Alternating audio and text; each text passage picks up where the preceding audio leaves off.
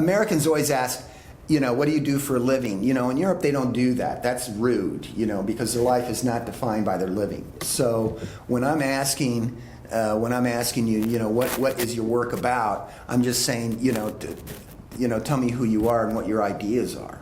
Actually, I've only had one idea. One idea that I've been working on, and it's the concept of landscape. And then it went into very exotic landscapes. And now I'm using my inner sense of being and mapping that landscape. So from being out here to coming to here to coming into this, then I want to see it regurgitated out in the real world and make the invisible visible. I like the physiological, using my senses, using my body, and then relating that into a work of art, if that makes sense. How does my body react to a certain kind of physiological experience? And then take that and move that into art. So that's, in a sense, my body is my tool. Does that make sense? I relate everything to the body because I think we all, at some point, realize that we're so anthropocentric and so self-centered that we relate to the world out there. We throw a persona on everything, objects, places. You think about the names of the parts of a book, the head, the foot, the spine, the gutter, the pages, the information, the muscle of the book.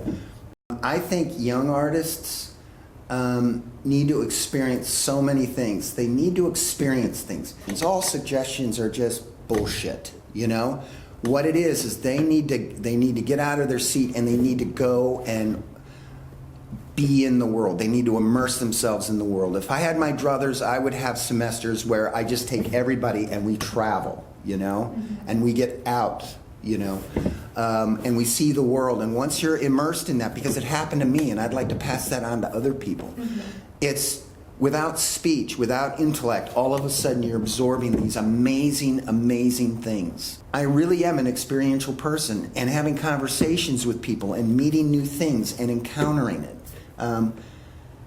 That's what the young should do. I'm not saying they shouldn't come to school, but, have as many real experiences. Real. Something's going to stick. Something will stick. See the world, and then come back in. And then you'll have something to make art out of. And so I think a lot of people are frightened that they don't have smart ideas or whatever. You get smart ideas by experiencing it.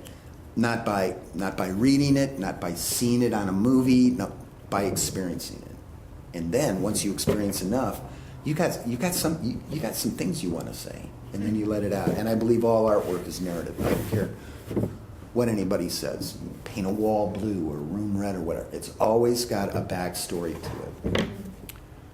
Oh, and to the older ones, to the ones like me. The same fucking advice. The same fucking advice. Experience the world.